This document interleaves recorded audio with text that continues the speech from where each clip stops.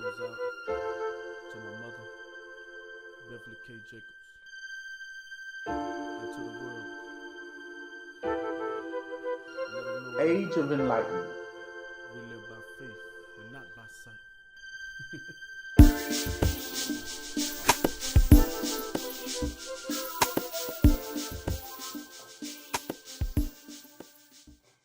Because that's definitely what we have reached now. In the age of enlightenment, you'll find what they call the principal weeks. When you're dealing with principal weeks, these are foundational pieces that you will find, right? And what I mean by principal weeks, these are the things that you use that you're able to make everything out of, core pieces. Some principal wheats I'm talking about is like, for instance, wheat, of course, right? What all can you do with wheat?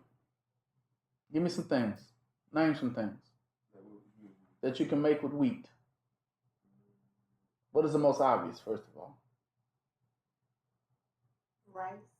You got rice, bread, right? Cake, cereal, pastas, right? So we definitely know that's why they call it principle, because it's a foundation. Without it, you can't get none of those things.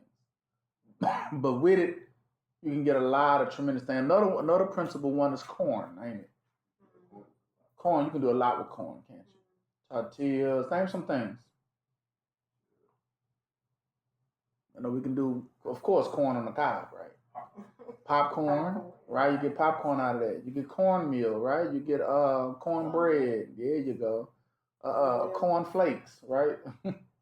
What else can you get out of corn? You can get chips, Doritos, right?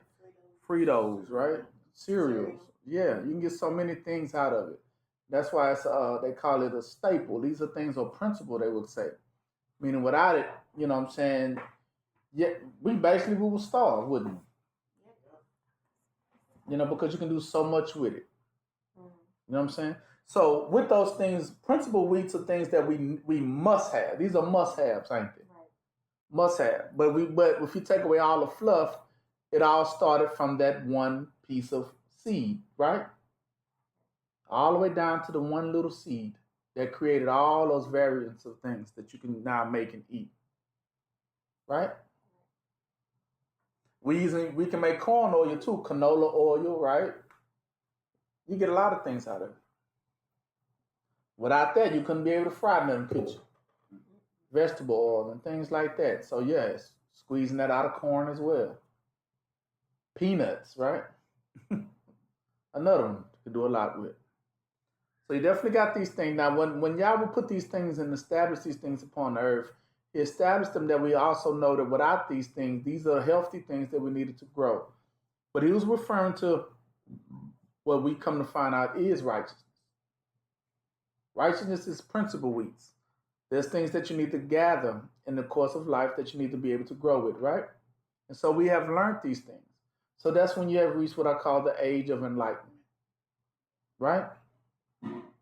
So without further ado, let's go into some of these scriptures.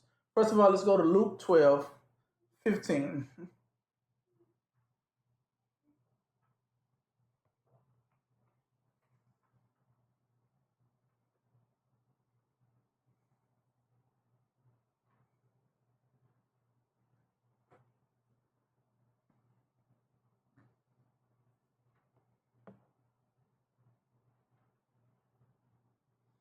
He says, and he said unto them, take heed and beware of covetousness.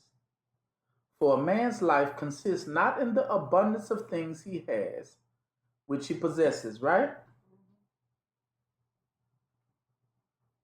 So he's teaching you right there that a man's life doesn't consist in what? The abundance of things that one possesses. A man's life, I'm on Luke 12, verse 15. A man's life, listen very carefully. This is Yahushua speaking so that he would let you already know off top. Sometimes we get so confused with what we think a blessed person is. We think blessed people are those who have a lot of outwardly things, right? Oh man, they got 20 cars, 14 boats, 2 motorcycles, 3 4-wheelers. And we think, man, that person really blessed. Y'all really blessing them, right? We get so caught up in what we see outwardly, we started thinking that that person must really be doing something right in this world, right? But we come to find out that's not true. How do you know?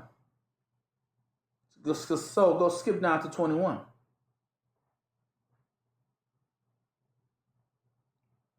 What does he say?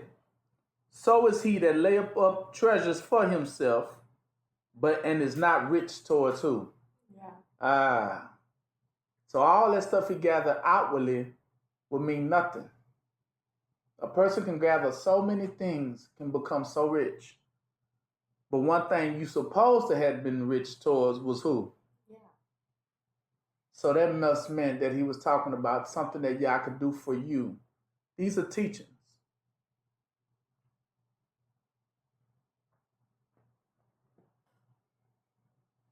The word treasure. When you hear the word treasures, what does treasure mean to you? Yes, when you hear the word treasures. An abundance of something. You're right. What about you?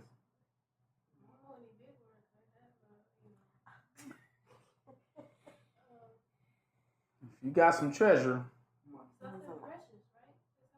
definitely something precious.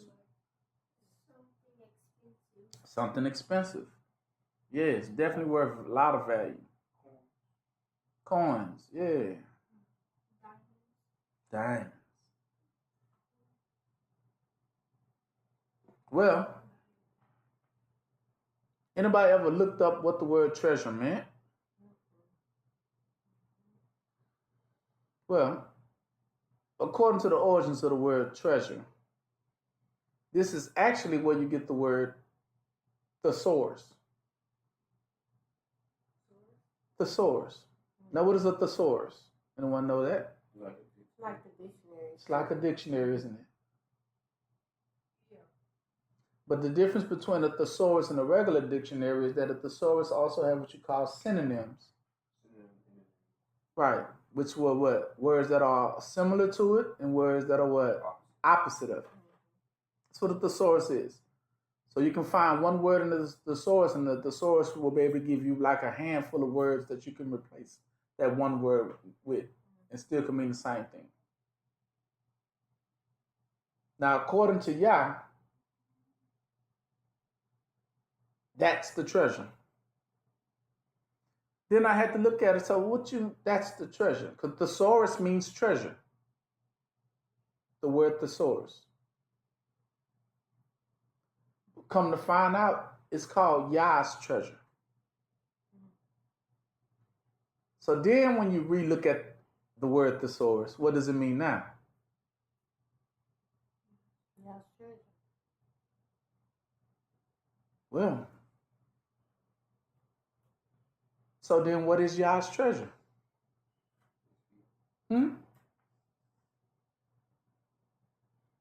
What does a thesaurus have? What does a thesaurus contain?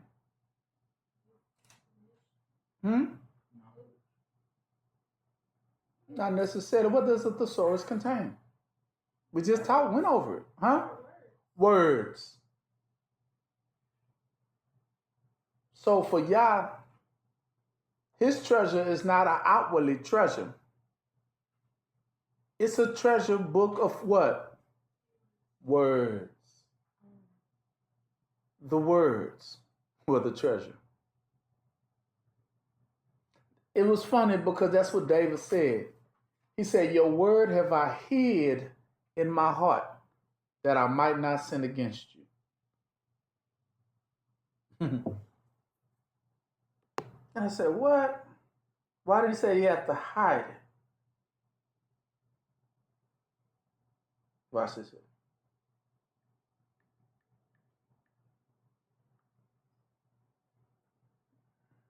Go to Matthew 13.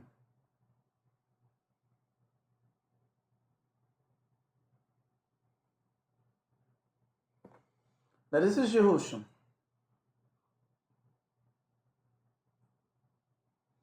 Go to verse 44. Matthew 13 and 44.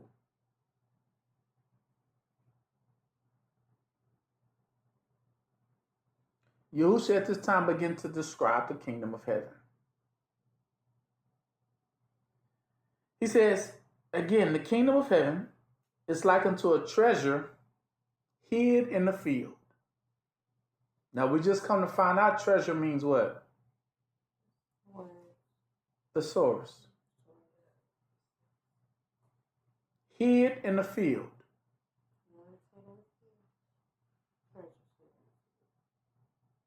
Now I ask you the question, what is the field? The heart. She hit it. It's the heart.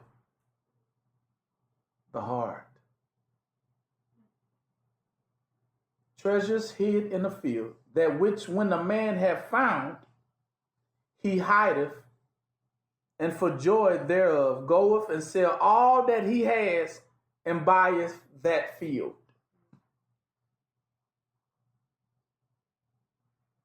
See, he's saying it right there. He went and, once he had got what? The treasure in the field. He said he did what now? Sold not the field, what? No, let's read it again. He says again, the kingdom of heaven is like unto treasures hid in a field, that which when a man hath found, he hideth. What did he find? The treasure. Where did he find it at? In that field. So he went and buried that treasure where? In that field. And for joy of having that now, thereof goeth and sell all that he has and buyeth that what? Field. So he sold everything else and bought that field. That's the thing. He said he gave away all his outwardly stuff, didn't he? For what he had found within. See, the gathering was not a gathering you come to find out of outwardly things. That's why I call it principal wheats. Where you get wheat from? Fields. So he said when he found the treasure in that field, he put it back and then went and bought that field. Sold everything he had and bought that field. Say, everything else now to him is what? Nothing. It's worthless to what he knew what was in that field though, right? Said, now I need that. I got to hold on to that. Sell everything else I have. Now all the other stuff I thought I had was pointless. Now, when did you ever hear that before? Because you heard it before. Said in a different way though. Job? No.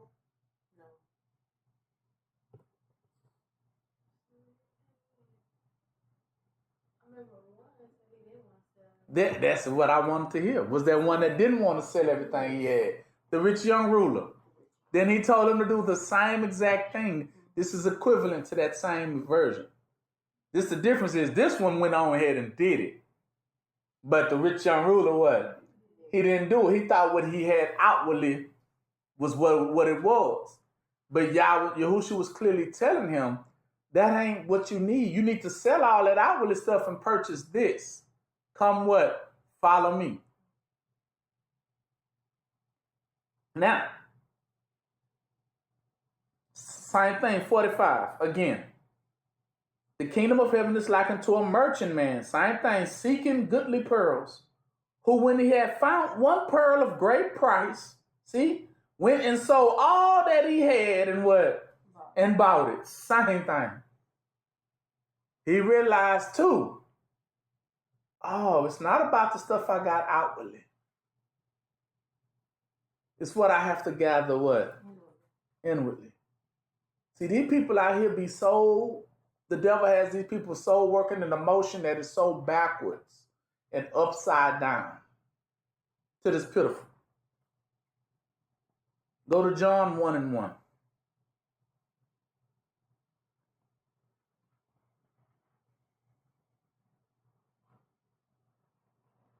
Now, I told you that the treasure is what? Thesaurus. A thesaurus is a collection of what? Words. It's a collection of all the words ever used in the English language. It's a collection of all the words. When I was a child, I was a fan of words. A big fan of it. I don't know what it was. But every time I heard a new word, I wanted to know what it meant. Every time I heard a word, what is that? And I would go look it up immediately. And then when we got smartphones, that really did it for me, because then I could. I didn't have to write it down and wait till I got around, get home to a dictionary or something nearby to look it up.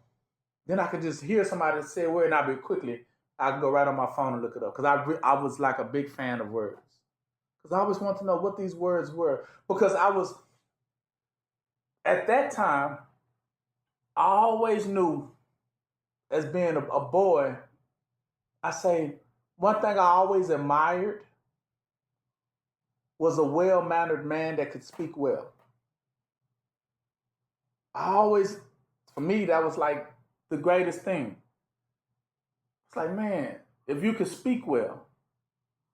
Because I always hated growing up, and I hated stumbling at words. You know? You ever get those moments when you just can't just let it out, and you be wanting to say something, but you just can't find the words to put. I hated that moment. I hate moments when you get a loss of words, like you don't know what to say or how to put the words together. I used to hate those moments. So I was always a big fan of words, because I always want a word for every occasion, for every moment. I don't never want to be of a loss of what? Words. I never wanted to be at a loss of words. No matter what situation I faced, I always wanted to have the best way to answer. And then as I grew up, I realized that it was always good to have a response. Right? It was always good. And then I grew up a little more and found that it was even better to have the proper what? Response when it's needed. The proper word. Because that changed everything. Changed everything. Now, with these words, that I believe in my heart, that was what gravitated me to the Bible. It was what gravitated me to the Bible. And even more so when I read this right here. John 1:1. It says what? In the beginning was the Word. You see? In the beginning it was what? Just what? Words. That's all. That's it. He said in the beginning, before any of this stuff came about, it all started from what? A word. Y'all say, let there be what? Exactly. You see? It all started from a word. Everything. Everything started from a word. And it says, and the word was with Yah. And the word was Yah. The same was in the beginning with Yah. All things were made by him. What? Made by him. And without him was not anything made that was made. Without any what? Word. See? Without a word, nothing is what? Made. So everything is fashioned. Everything hangs on that nail of a what? Of a word. Without that nail word, there's nothing that hangs. And in him was life, and that light was the light of men. You see that? And that light shined in darkness, and darkness comprehended it not. because it did not understand that everything was fashioned off words. And like I say, the greatest thing was always to have a good word in due season. You know what? It's something when somebody comes to you and need to hear something good, right? And when those words come out, there ain't nothing like that. Hearing something that you be like, man, I was waiting to hear that. I don't know who. I know that was God sent. Right? Because when they heard it, they knew I needed to hear that at that moment. I needed that. Right? And ain't nothing like those words.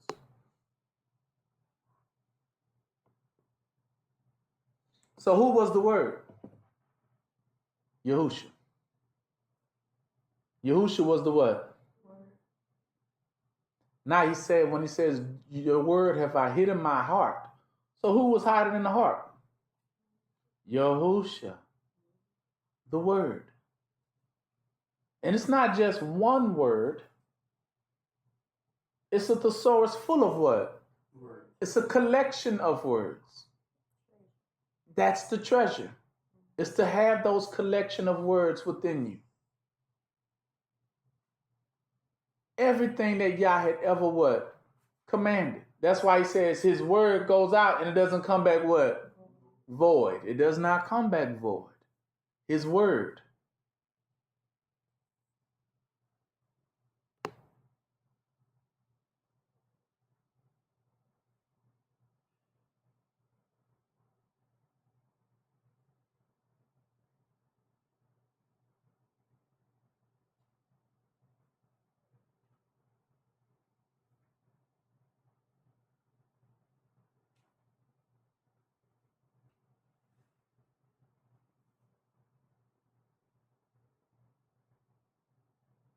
First Corinthians 1, 18 through 31.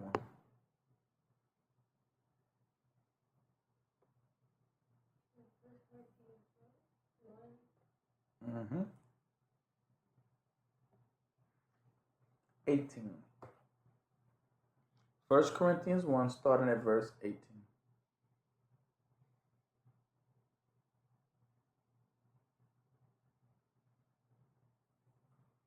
Listen. It says, for the preaching of the cross is to them that perish foolishness. Now, the preaching of the cross is what he just said it was. What did we just read earlier? It says, the man found what? Treasure. And went and what? Sold all he had and invested into that what? That field.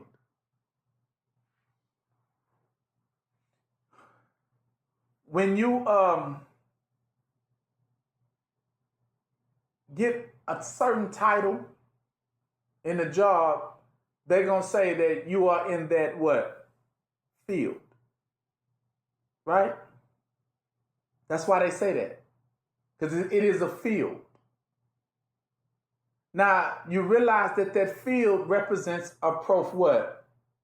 A profession, isn't it? Mm-hmm. It's a profession. Like a professor from any college or school. So we know then that Yah wanted him to be a professor of what? Words. So now you begin to understand what preaching is.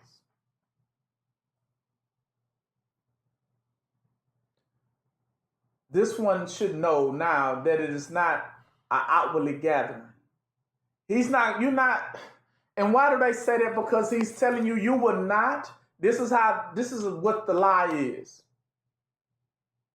If you gather outwardly, you will be able to withstand that day.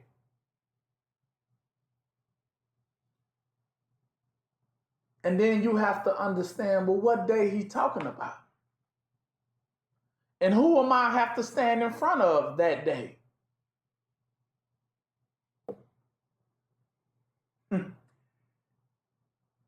If if the devil is going to be the person you stand in front of in the last day, he's saying, do you think that all the stuff you have amassed will be able to defeat the devil? That's the question. If you got to fight the devil, do you think that all the stuff you have amassed will help you win this fight?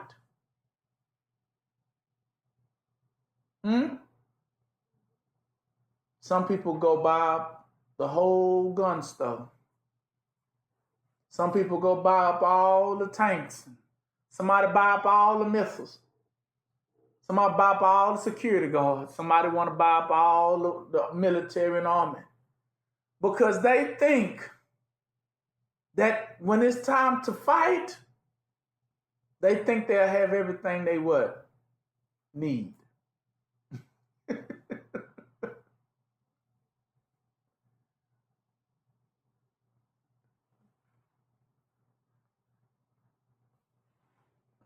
Watch this here. So for preaching of the cross to them that perish is foolishness. But unto us which are saved, it is the power of Yah. You see that? Why is it preaching? What is preaching? Anybody know? Yeah. The words of Yah. Because where are all those words supposed to be? In that. So now we call the heart the treasure box. The buried what? The buried treasure. And it unlocks when it is time to face who? Judgment. Now, a lot of us gathered outwardly because we was taught, gather outwardly. Gather outwardly. You got to be ready. You got to be ready. This is how you're going to be ready. So everyone teaches that, don't they? Get yourself ready. So you see this person getting a lot of outwardly stuff. So many things outwardly. I be seeing people gather. Of course, the material things. Do you know people do plastic surgery and stuff too? Because it's still an outwardly thing. They're thinking all that stuff is going to be had them ready for that day, don't they? Some people get Botox. Some people get implants. I'm outwardly stuff. You see that? And I'm going to be ready. I'm going to be ready. But when Yah told you to get ready for that day, you think that's what he was talking about? Because he said a person had to be rich towards the world or rich towards who? He said rich towards Yah, didn't he? He said, curse anybody that ain't rich towards who? Yah. Meaning to have everything that Yah, the treasure, that's rich. Not outwardly riches that they try to tell you that you had to gather out here. That wasn't what it was at all. The key to it is to know what Yah has spoken and what Yah has commanded. And do you know? That's why Yah say, Yahushua says in the last day, if you approach him and don't know, he's going to say, I never what? I never knew you. Exactly. Because my word has no place where? In your heart. So I don't know you. Just like you don't what? No. You don't know me. Because you don't have my word abiding in you. Right? So the preaching of the cross is that he's preaching that let that stuff what? Because that's the cross. Because he told you to be what? Crucified. So he's telling you his preaching is to what? Let that stuff what? Let that heart and that ambition go. And prefer to seek after what? Yeah, which is seek after what? Righteousness. He's telling you. That's why he said, but when the person hear that type of preaching of the cross, to crucify yourself and pick up your cross and let that stuff go, they said they think that's foolishness. You crazy? Like the rich young ruler, right? You crazy? Sell all I have? For what? I don't see that. But that's why I say walk by faith and not by what? Because words don't have bodies, do they? See? It's right there where you don't know Yah. Because everything was formed off words first. So walking by faith is saying that, well, I'm going to focus on what I can't see instead of worrying about what I can see. What you cannot see? Words. Exactly. Can you see these words coming out of my mouth? You can't see them, can you? But yet they have more effect than any gun, knife, or sword. Right. Words are spirit. Exactly. Word has more effect than any weapon you can pull out.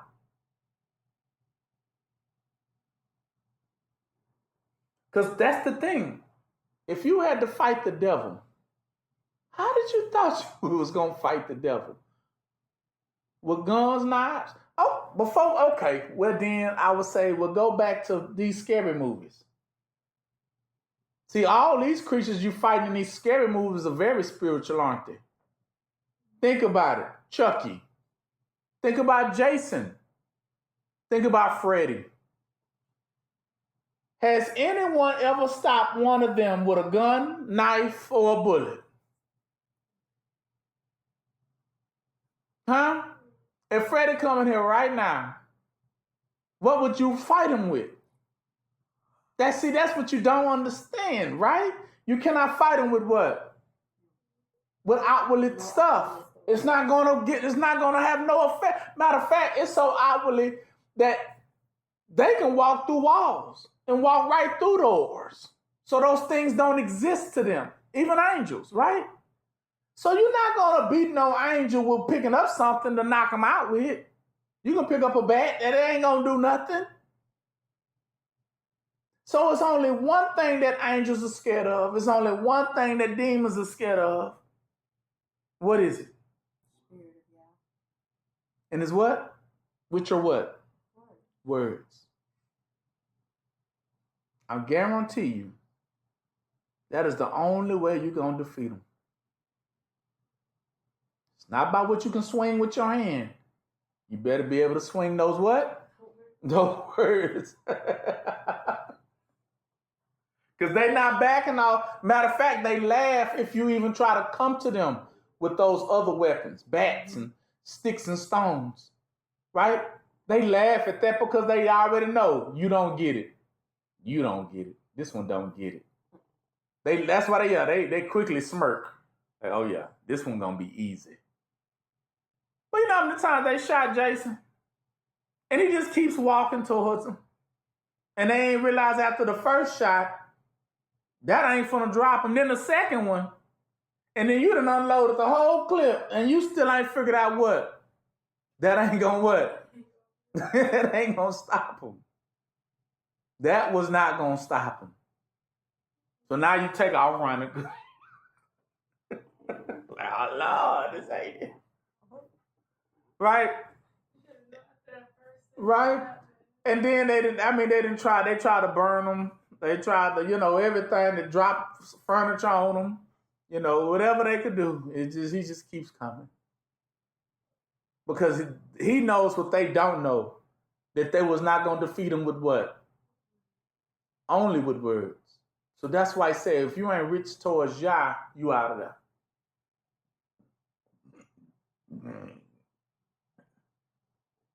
That's why he said, for it is the power of who? Yah. See, the power of Yah is what? He's telling you. 18. Read it again. For the preaching of the cross, telling you to abandon those things and seek real treasure, is foolishness to them. But unto us which are saved, it is the power of who? Yah. See? For it is written, I will destroy the wisdom of the wise, and I will bring to nothing the understanding of the prudent. See? He said he's going to bring their stuff to what? To nothing. Meaning, you're going to use all them bullets, but it ain't going to what? It's not going to do nothing. It's not going to have any effect, and you just done wasted a bunch of what? Of bullets. That would say, I'm gonna bring it to what? Nothing. Meaning, what else? What else you got? He gonna keep swallowing all that stuff you throwing at him, right?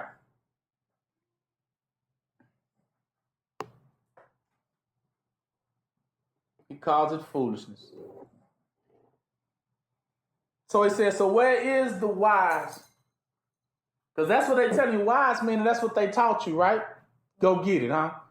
Go take these things. Get you some guns. Get you some cameras. Get you some bullets. Get you some bows and get you some arrows. Get you some grenades. Get whatever you can get. Stockpile it. Be ready. Don't they tell you that now? TikTok, everybody saying you better be stockpiling right now. Stockpile. Get everything you can get. Gather it up. But one thing they ain't telling you to do is gather what? You better gather this knowledge. Because that's the only thing the devil respects. Mm-hmm. Right. That's what he said. That's what he gonna tell you. That's what the demon said. He said, Isaac I know. Yahushua I know. Peter I know. Paul I know. But who are you? If I don't know you, you better know your word. That is the treasure that you have to hide. And all by getting what? Get some understanding, please. So he says in 20, so where is the scribe? Where is the wise? What is the scribe? The scribe is what you call the lawmaker. This is the one that interprets what? The law. Right? He says, so where's the one that's going to interpret? Where's the disputer of this word? That's what he's saying. Who you going to call? If you standing before Yah, who you going to call to stop him from destroying you? That's what he says. So who's your disputer? Meaning, where's your lawyer? Who going to fight for you? Where's your God? For he says, have not Yah made foolish the wisdom of this what? Of this word. What is the wisdom of this word? Gather all that outwardly gathering. Then you'll be fine. But that's what he's telling you. That's foolishness to Yah. Because it's not going to save you.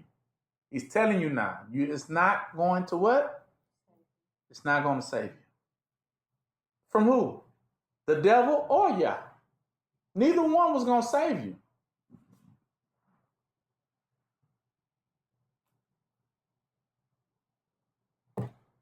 Watch this here.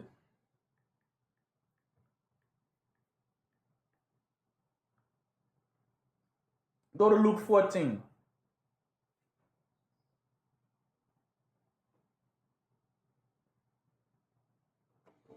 Start at 26.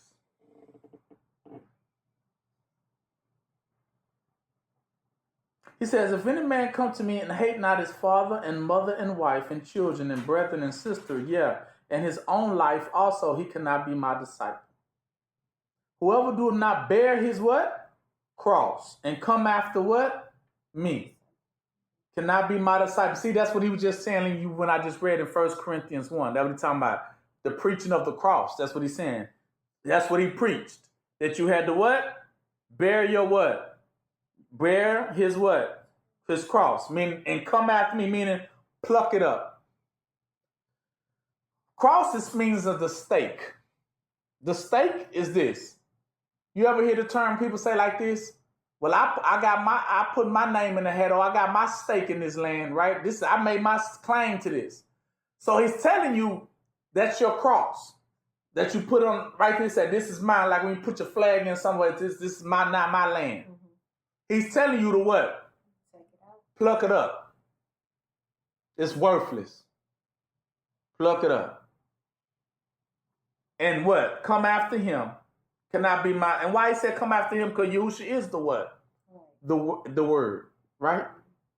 He is the word that you need. He has all the words contained in him, sealed in him that you needed to what? To hear. And not only just to hear, but to remember to what? To do it. He says it, 28. For which of you, intending to build a tower, sit not down first I'm on verse 28. You said, which of you intending to build a tower sit not down first and count the what? The cost. Whether he have sufficient to finish it. Right? He said, if you finna, like you said, I'm finna build a house. He said, do you not sit down first and count up the cost? Like how much it's gonna be for, I'm gonna need bricks, right? I'm gonna need some hammer, I'm gonna need some nails. Have you not, don't you count the cost first of how much all this expense is gonna be, right? How much manpower you gonna need to get it done, right? You don't sit there, he said, you don't first sit down and consider this? Or you just go jump out there and start building? You have to consider first, because that's what a wise person does. They don't build before they consider first. Same thing. 29. Least happily, after he has laid that foundation and is not able to finish it, and all that behold it will begin to mock him, saying, this man began to build and was not able to finish it. You see that? Because you're going to look like a what? A fool. Why? Because you didn't buy the real pieces you was going to need. So when it got time for you to thought you was going to get to the end, he said, you crashed and burned along the way, didn't you? Because you didn't have enough, did you? Mm-hmm. And they crashed and burned. Same way. Look at 31. He says, even again, or what king? Now he put you in a higher position, calling yourself a king or a queen. Now what king or queen doesn't first going to make war against another kingdom, does not first sit down first and consult whether he or she will be able with 10,000 to meet him that coming against them with 20,000? Do you not first consider the cost? Oh, I'm finna go, I got 10,000 people, soldiers that I can take into this war. Now, who I'm finna fight got how many? 20,000. Now, the question is, can we win with this 10,000 versus that 20,000? Do we have enough? Right? That's what he's telling you. Or else, while the other one is yet a great ways off, he sent an ambassage and desired the conditions of peace. At least when you thought you just he about to come on you, he approaching. Now you want to say, no, go send somebody out there and ask them, well, let's make a deal. When you realize you ain't got enough. Now you want to make a what? A deal. Because who was approaching you at that point? The devil. He said, so when you get ready to fight the devil, because in these last days, I'm telling you, that's who coming. Who he said coming? And the who? Who else coming with him? Who else coming with the devil? Coming with him? Well, we know him, but what they call him?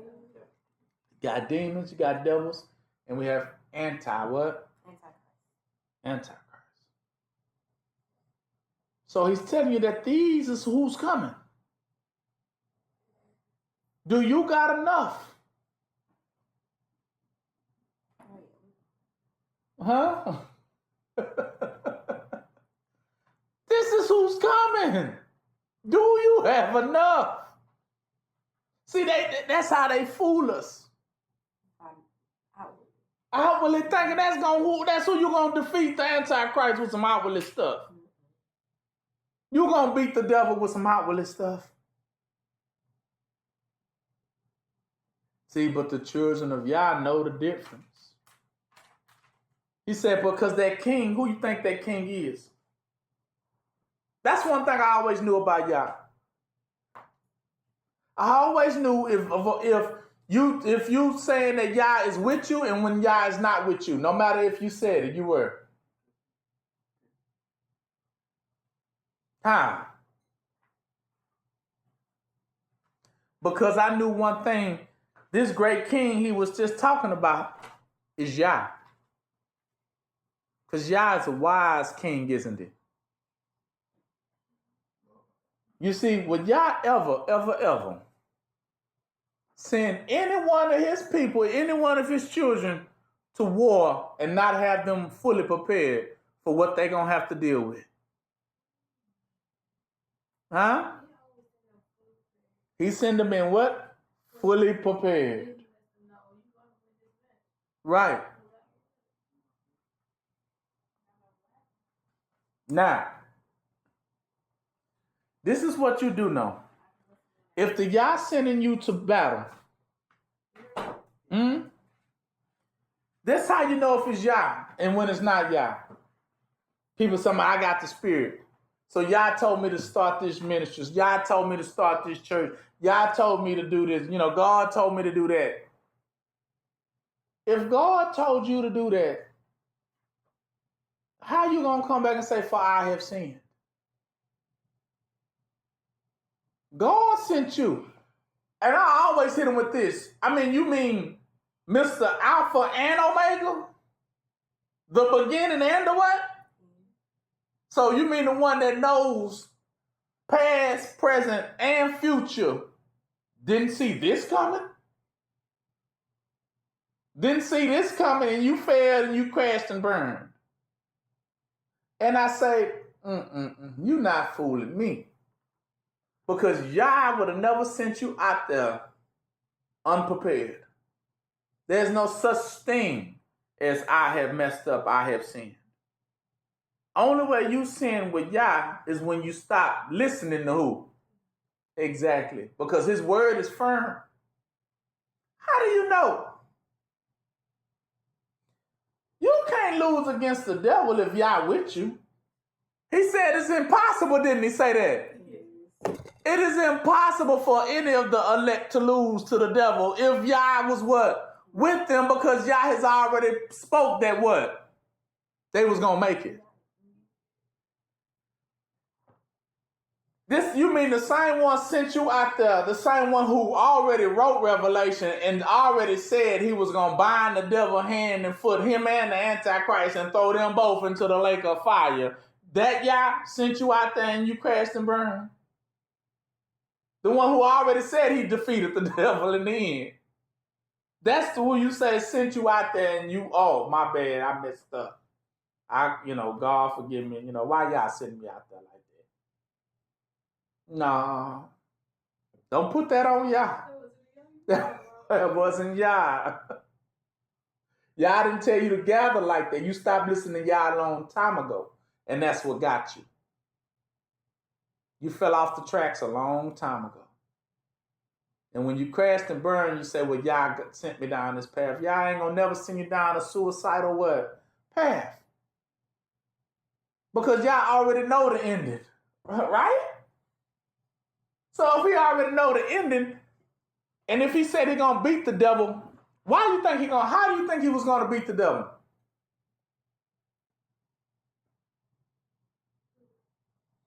Of course, through words. But let me give you some info. First of all, the few things that Yah gave me a great understanding of is, first of all, Yah created the devil. So if Yah created the devil and Satan, Lucifer, then he also equipped Satan, devil, and Lucifer with everything that the devil, Lucifer, and every power that he has. So he not only does Yah know what he has, he knows how much of it he has. And he has set the bounds and limitations of how much more of it he can have more. So he knows to how many more.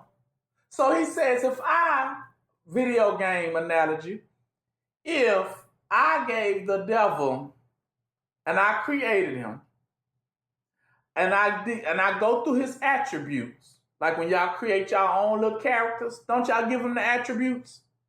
Y'all say, when y'all playing sports, you said, I want him to run speed. I want his speed to be what? A 99. I want his dunk ability to be a 99, right? I want his, I want his three-point shot like Kerr, so I want that to be 100%, right? So you're going to give him the attributes you want. Now, in hindsight, if you done gave your player all those attributes, then how was you going to beat them in tournament? Well, let me give you the ingredients. Then you would create a secondary player, wouldn't you? And just make sure that every attribute this second one has is just one more notch better than the first one attribute of the first person. Voila. So you already know how to beat him, right? Oh, if his dunk is 99, then I need to make my next player have a what? 100 for the dunk, right? It's common sense. Y'all play these games. So don't you think y'all, in hindsight, knew how to beat the devil? Because he gave him all his powers and abilities. So all he ever had to do was make somebody greater. He just had to make somebody that was greater, which he has. See, he limits the means in which you can have, and then comes back and builds the next character greater than you. Right? That's what excellent means. A more excellent way means, doesn't it, right? The next one comes along is mightier, isn't it? He said, how else can you break into a strong man's house and bind him down unless you have to be what? Stronger. Didn't Yahushua say that? You have to be stronger. Now, who gives you the attributes? Yah does. So Yah knows exactly when he says, I will make sure you meet your what? Your match. Right? I would definitely, if everyone thinks they're bad, I always create somebody that's what? Badder. Right? Exactly. He always going to redistribute the attributes to somebody and make them just that much more better than you what? Than you. Case in point. How do y'all think y'all ended up in captivity? If he didn't create and up the notches of the attributes of the Edomites. Make them just that much more advanced than you in order to put you in what? Captivity. Huh? Think about it.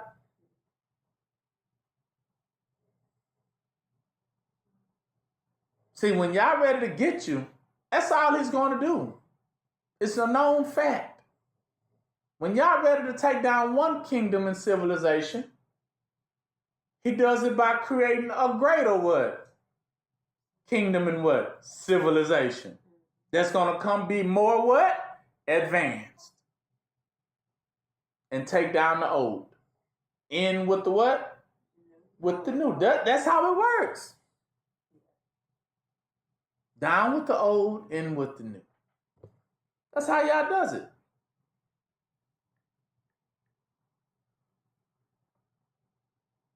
So that's why he says, don't you think that king would, before he go to make war against another king or the devil, don't you think y'all would already, before he sent any soldier out there, that he make sure they fully what? Equipped? Mm-hmm. I say, well, I know you got to go over there. I know they like to come out at night, so I'm going to send you in the day. I know that they like to do this, and I'm going to make sure you do that. See, he's going to counter what? Everything. That's what a wise king would what? Would do. That's why he says it's impossible to get the elect because they're already that much more advanced. They know. For every trap the devil caught the first people with, he already done taught the new group, okay, when you go in there, don't fall for this what? This trap. Exactly. So then, look, read on. So likewise, whosoever he be of you that forsake not all that he has, he cannot be my disciple then.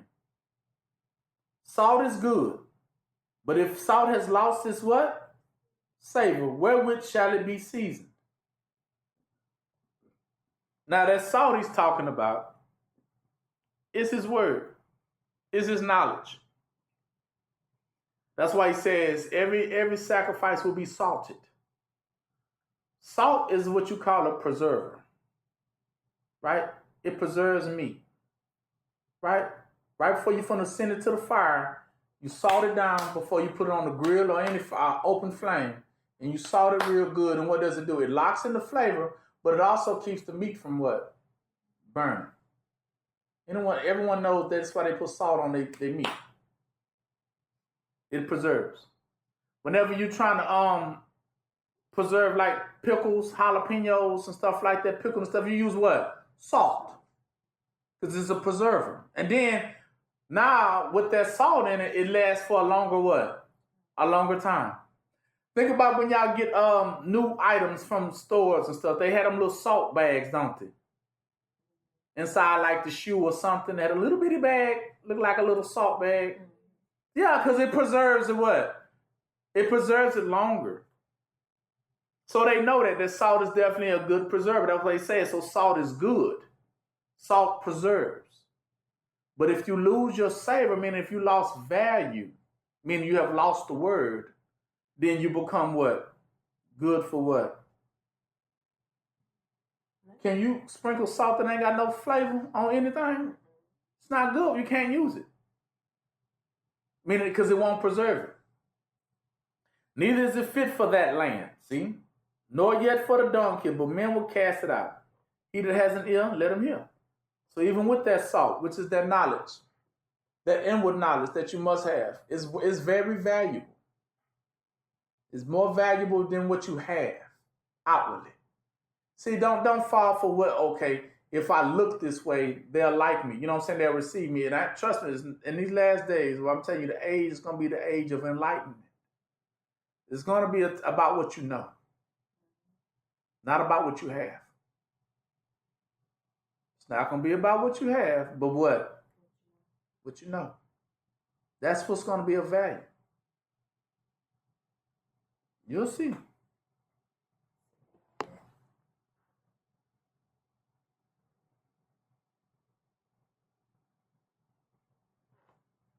All right.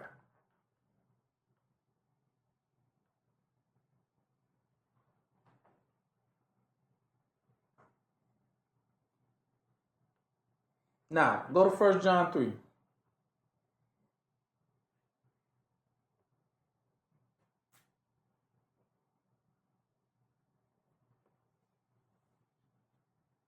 So, behold what manner of love the Father has. It's 1 John 3, right? Mm-hmm. Okay. Now, behold what manner of love the Father has bestowed upon us, that we should be called now the children of Yah. Therefore, the world knoweth us what? Not. Because it knew him not. See, that's what he's telling you. They ain't going to know you because they thinking, they're going to call you foolish, first of all. Because this is how they're going to look at you. They're going to offer you things of, money. They're going to offer you positions, right? They're going to offer you titles. And then they're going to look at you crazy if you turn them down. They're going to say, you what? You foolish. You crazy. You going to pass up all that our money? Why? Doesn't make any sense. Why? It doesn't make any sense. Because that's what he's telling, because they know not us. The children of Yah are what type of gatherers? Inward gatherers. That's the difference. So the world knows us what? Not. Just like it knows not Yah. It doesn't understand it. It doesn't comprehend. It doesn't get it. I don't get it. Because the wisdom of this world teaches us, they told us that we're supposed to gather outwardly. But who are you coming here talking about, let that go? Doesn't make any sense to us.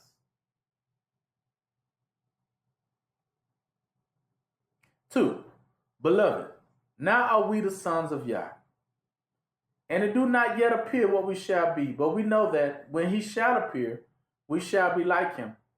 For we shall see him as he is. Who we going to be like? Yahushua. Yeah. And we shall see him as he what? As he is. Because what type of man is he? Right. A righteous man that was gathering what? Inwardly, wasn't it? Same thing. And every man that have hope, this type of hope in himself will what? Purify him. What does it mean? Even as he is pure. Purify means let go of what? All the stuff that keeps you impure. I don't need that. I don't need that. That's what he's telling you, see? The outwardly stuff. He's telling you, everyone who understands who this is, he said, and understand what? This what? Every man that has this what? Read number 3. And every man that has this what? Hope. So, hope. So, that means outwardly gathering is what type of hope? Outwardly gathering is what? Unpure. No, what type of hope is it? No hope. Yes. No hope. It's no hope. That means it's hope. Less. Hopeless. There you go. That's the word I was looking for. Outwardly gathering is hope what? Less. That's what he's telling you. Everyone that has this hope in himself will purify himself from that way of gathering. So you know what? I don't need that. I don't got to have all that. I don't need to be rich. I just need to be rich towards what? Inwardly.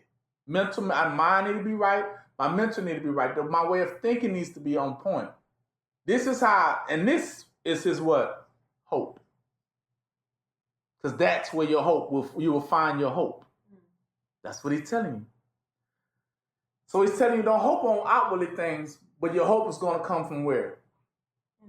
Within. You got to listen. It's going to come from within. Because at this point, you got to know yourself. You got to know who you are. The goal is to make sure you all know who you are. Because that's where you're going to find your what? Your hope. You ain't going to find people run, like the election is coming. People finding hope in that. Like, well, if I vote for this one or if I vote for that one, there's hope. And he's telling you there's no such thing as an outward what? There's no outward hope. They ain't going to what? Be able to what? Save you.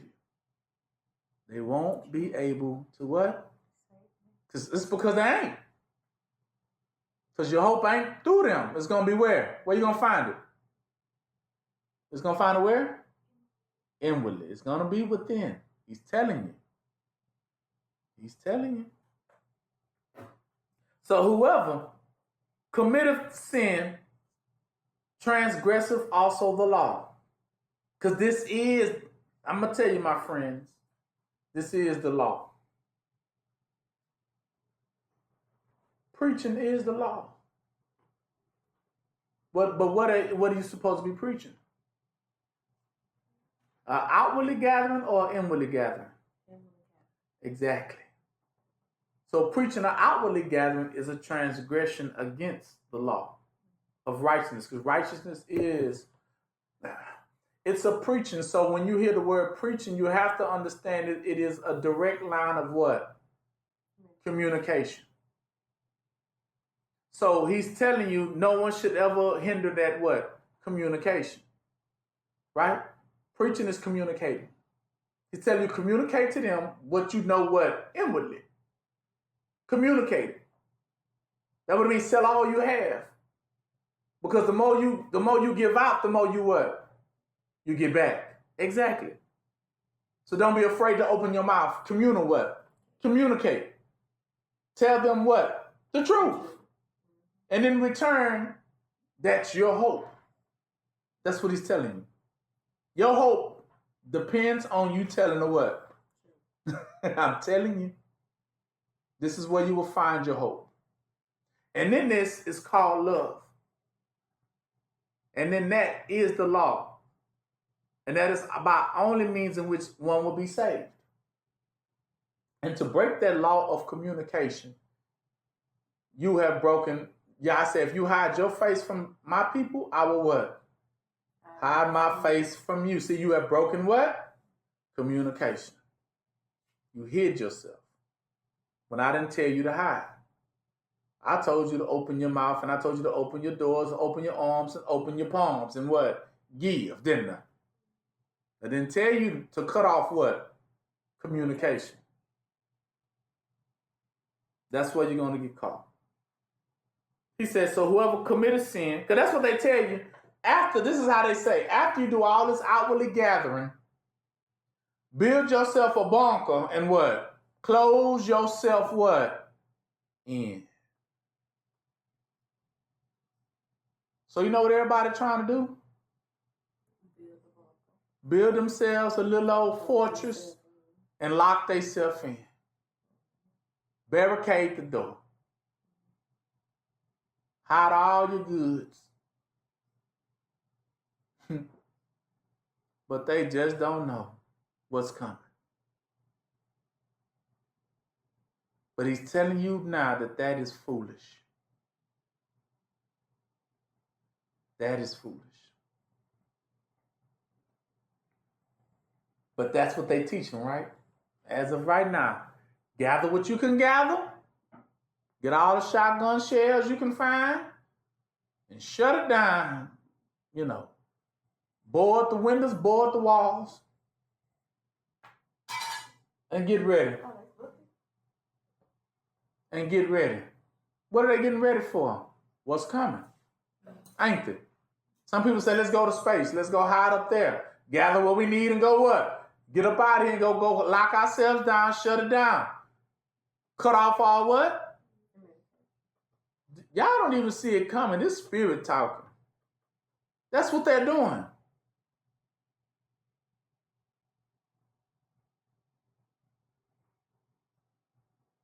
Not understanding that that's going to be the worst thing you could possibly do. Because there's no hope in that. Because you cutting off hope for somebody else. In return, you doomed your own hope. Right? Says it like this.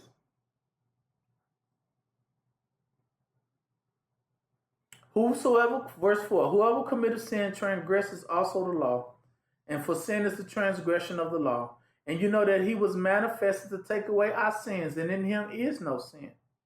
Whoever abideth in him, the word, sinneth what? Not. Whoever sinneth have not seen him, though, neither know him. Little children, let no man deceive you. He that doeth righteousness is what? Righteous. Even as he is what? Righteous. See, you have to do what? Participate in righteousness. He's telling you. Don't let no one deceive you. Righteousness is the opposite of what? Shutting off what? Communication. That is not what you ain't supposed to cut off nobody water, cut off nobody lights. That is to break what? Communication. Let me cut off your internet. Let me cut off. That's what they're going to do. They're going to cut it all off. They're trying to cut off TikTok. They're going to try to cut it off. Cut off what? Communication. He says it. He that committeth sin is of the devil, though. For the devil sinned from the beginning. He's taught this from the beginning. Then he made Adam and Eve bite the apple that cut off communication between who? Adam and Eve and Yah, didn't it? It cut off their communication because Yah kicked them out of the what? The garden then, didn't it? They couldn't live there anymore. And they cut off their communication with Yah. But for this very purpose, now the children of Yah were born and manifested. That they might what? Destroy the works of the devil, people. That way it can be exposed. That, hey, he's trying to tell you the sons and daughters of Yah were created to destroy this work of what? Communication. It was there to destroy it, telling y'all, don't follow that path of miscommunicating, but we need y'all to what? Communicate. We need y'all to network. We need y'all to work what? Together. But he's talking to the children of who? Yeah. But the devil is going to try to what? Cut. Why you think? How do you know that's what they taught? Then Trump still talking about that wall? What is that wall going to do? Break what? Communication. See, that they all. He says they cry to the world and the world understands them because they all the world wants to do. What all the world wants to do?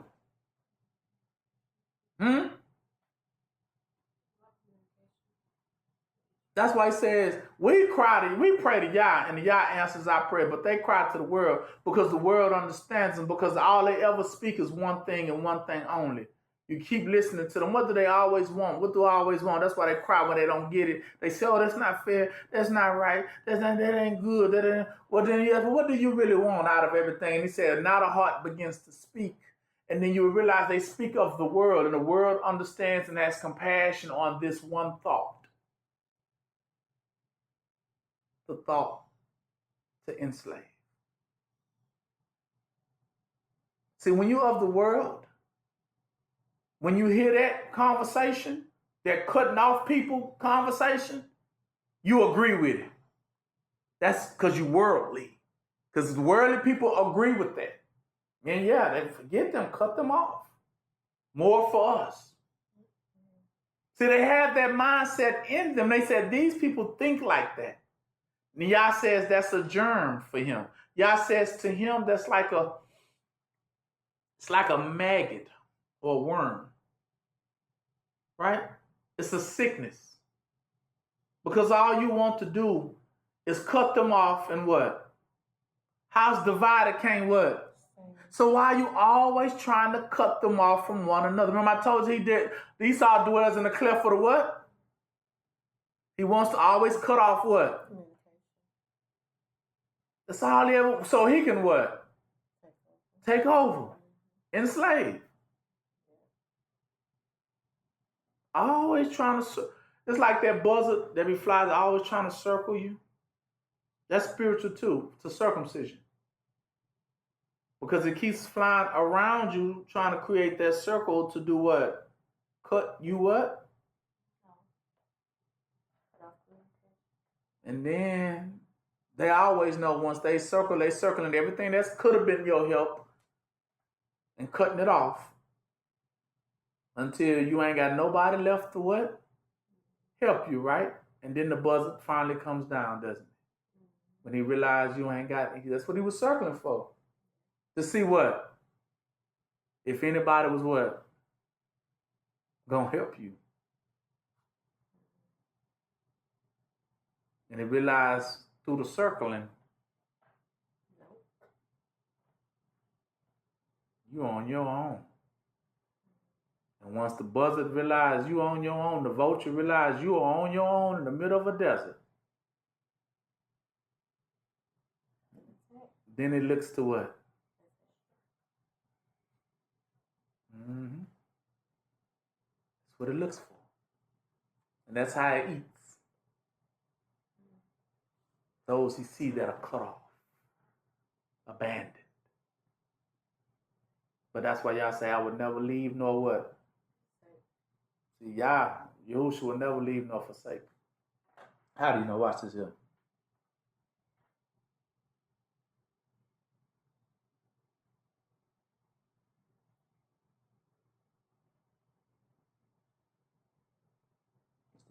John.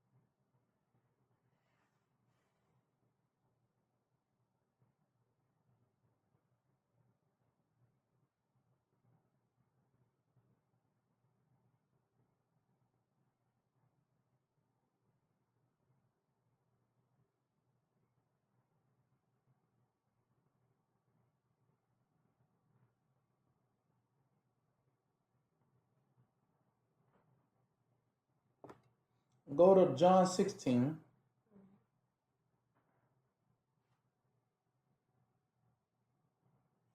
go down to 19.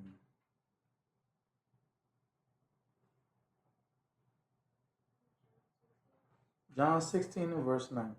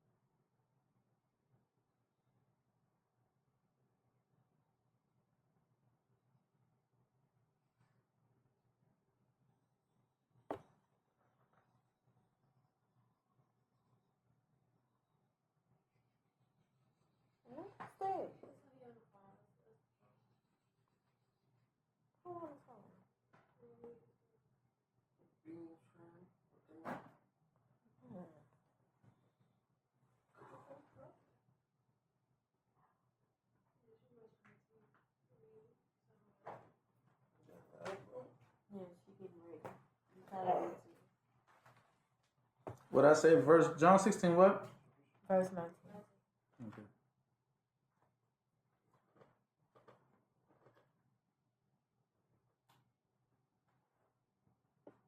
No, go up before 19 because it's going to be a little more.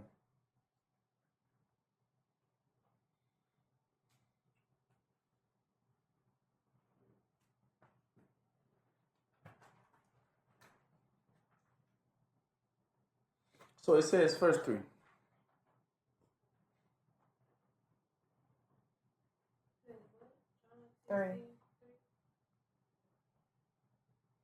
And these things will they do unto you, because they know not the Father nor me.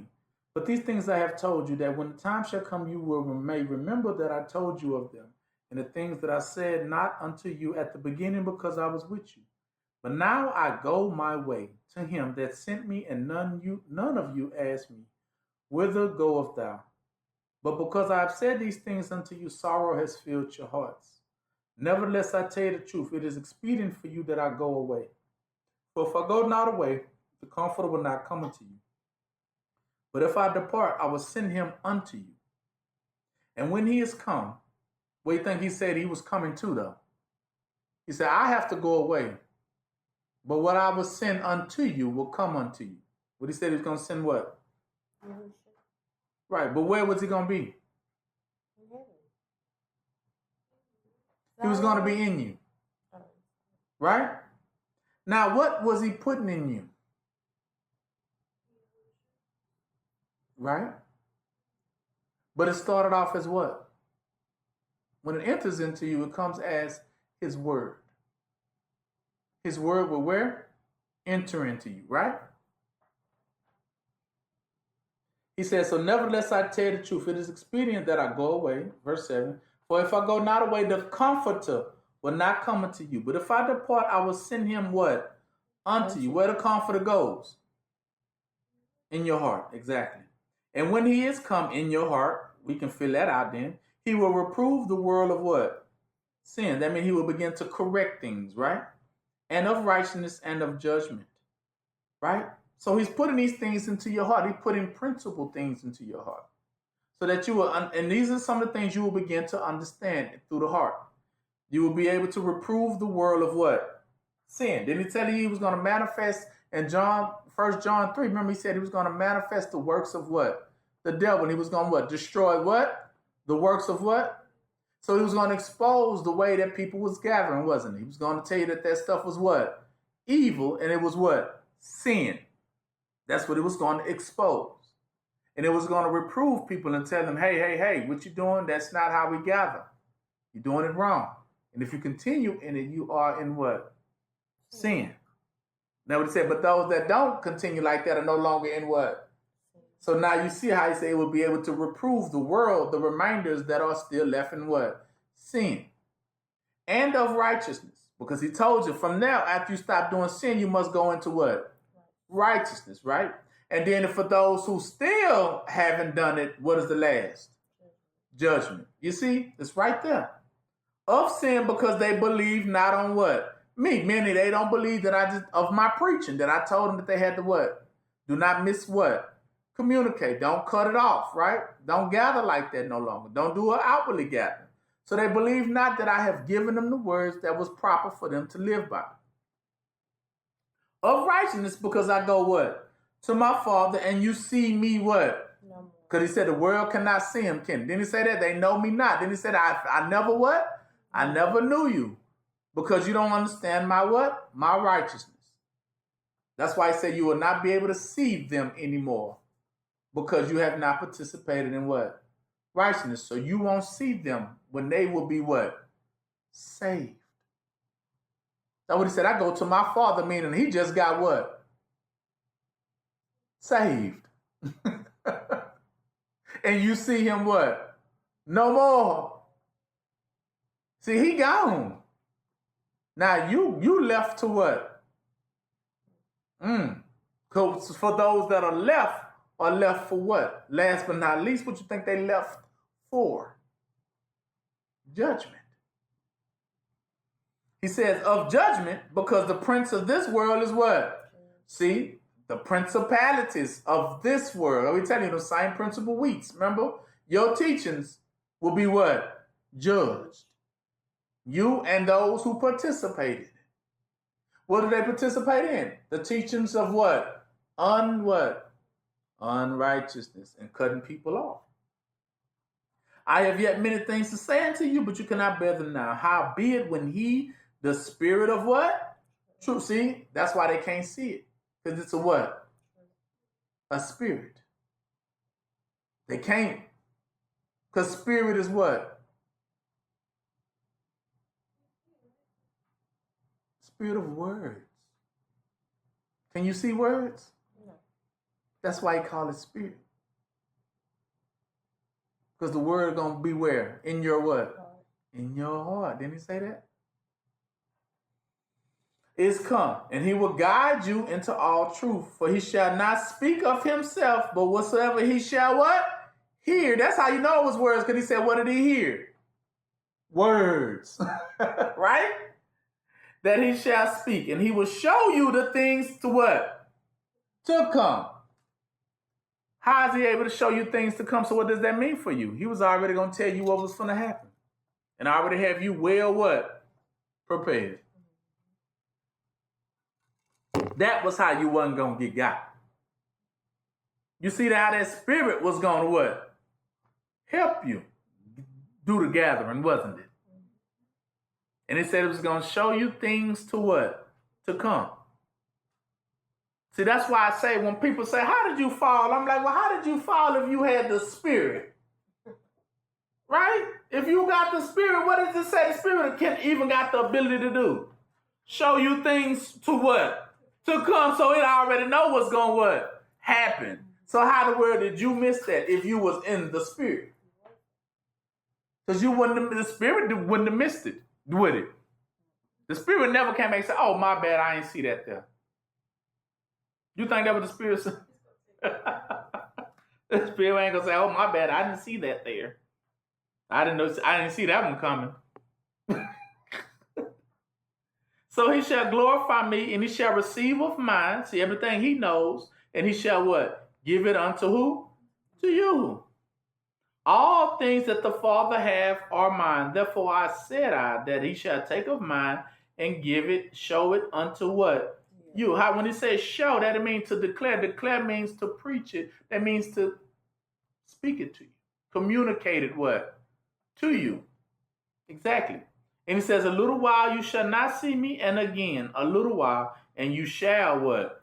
See me, because I go where? There you go.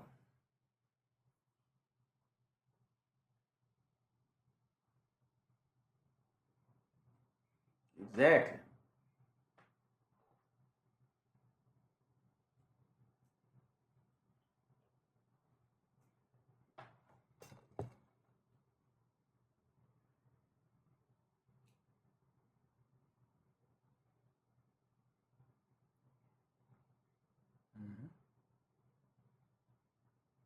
All right.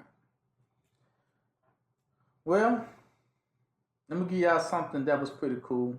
I showed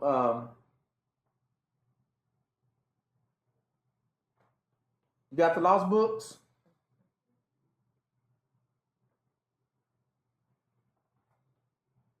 Okay, well, let's go pull out these lost books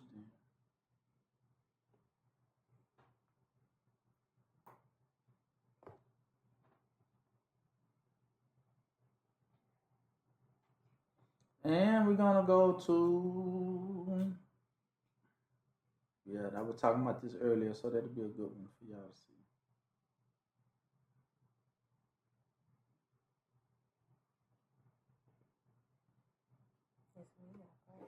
Mm-hmm.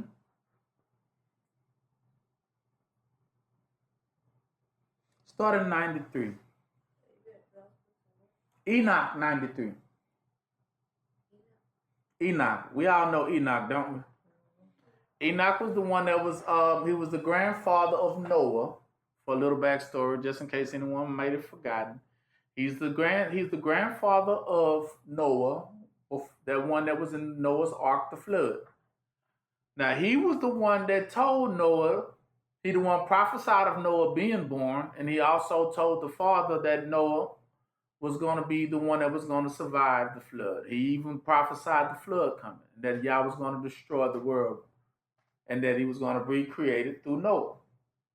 So when Noah was born, Enoch revealed to the father, because the father was scared of Enoch, right?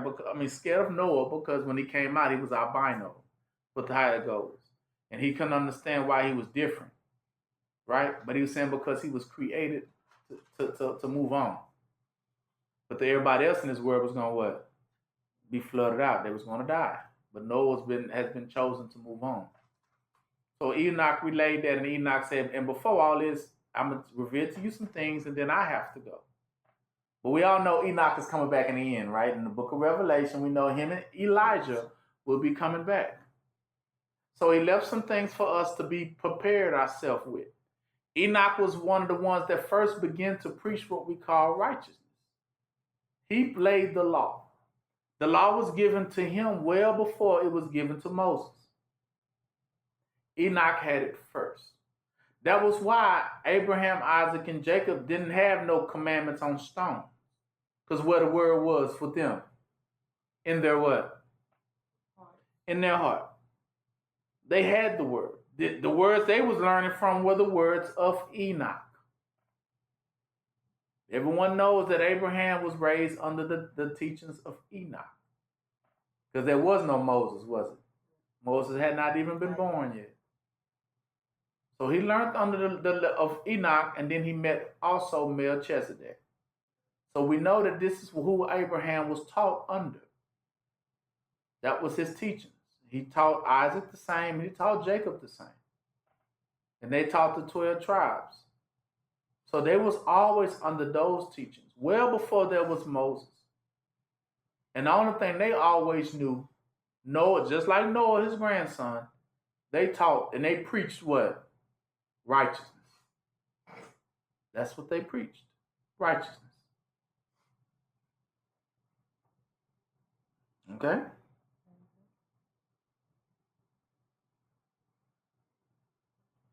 Now, this is the only way you can build your house. You have to build it through righteousness or it's going to be burned down. It is true. Very true, Sam. So without further ado, let's skip over. Matter of fact, 93, I would love to start there, but let's go to 98. No, go to 98. No, 96. That was it. 96 was the one. Yeah, definitely was 96. That you understand. Why he tells you to be righteous? Remember he said those who practice righteous are what? Are the righteous. Gonna come to find out. And he tells you that the righteous shall inherit. The righteous and the meek shall inherit the earth. They definitely gonna be what's last man's what? Standing. Last men and women standing will be the righteous. We all know that. That's what the scripture said. Because they had a different gathering. Right? So let's read. And this is it. This will be our last chapter. So we read this and we'll be done. But I definitely need y'all to understand this, okay? Listen. He says, Enoch 96, we are there? Yeah. All right, let's go. And these are the teachings of Enoch before he left. He was taken. He never seen death. But he left this with us to let us know what will be in the end days. Right before he returns. But when he returns, that's when all this will take place. Okay? Listen. He says, the righteous are confident that sinners will be disgraced and perish in the day of iniquity. Right?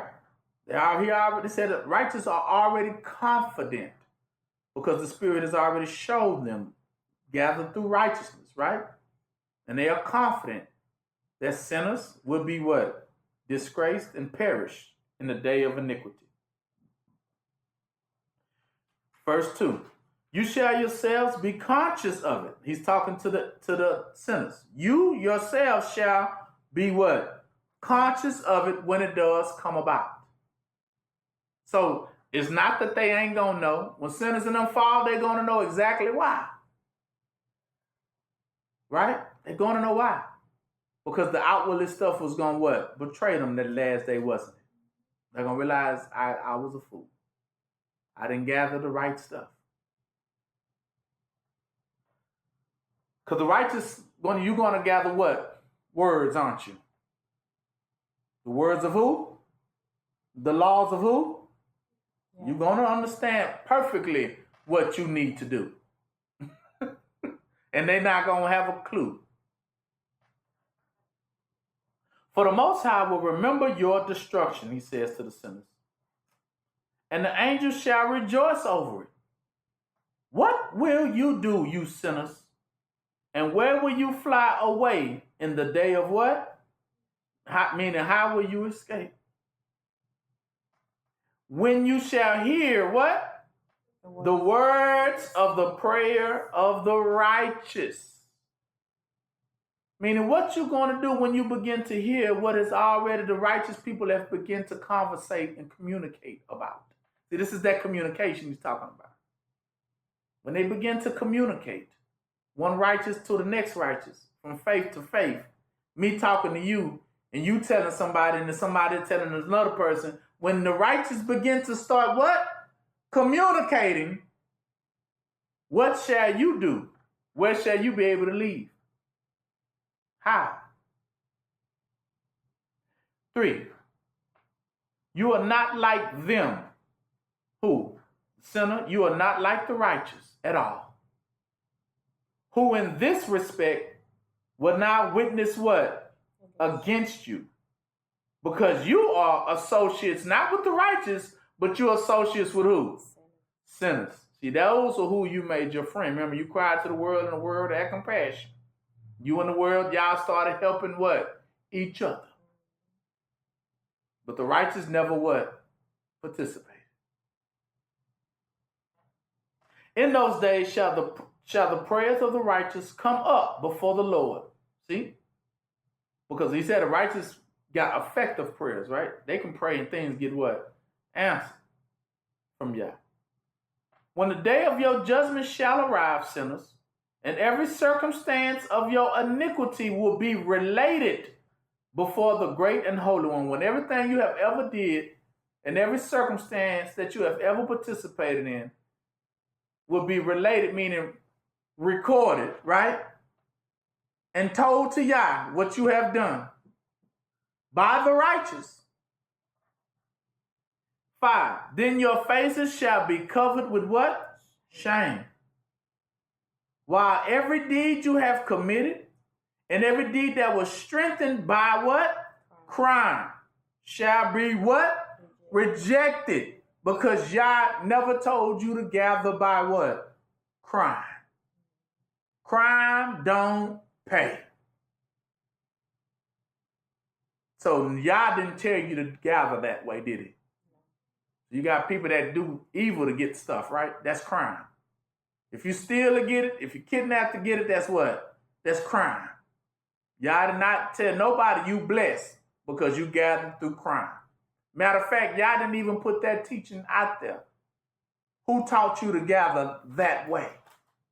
So that way is already what? Rejected by Yah. So when you come with all your stuff and say, when Yah asks you, how'd you get it?